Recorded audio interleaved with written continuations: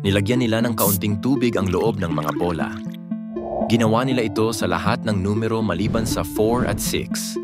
Pagkatapos, binili nila ang mga lotto ticket sa lahat ng posibleng kombinasyon ng numerong 4 at 6. Nang magsimula ang lottery draw, dahil mas mabigat ang ibang mga bola, ang 4 at 6 ang umangat sa ibabaw. At ang lumabas na nanalong numero ay 666.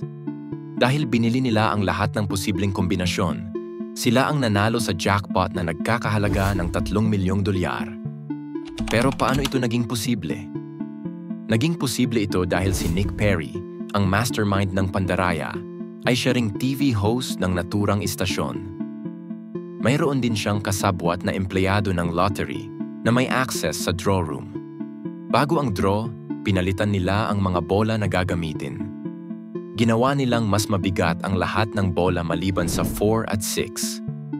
Naging posible rin ito dahil noong panahong iyon, hindi pa mahigpit ang mga seguridad sa lottery. Pero may nakapansin na mas marami ang tumaya sa kombinasyong 4 at 6 kumpara sa mga nakaraang draw.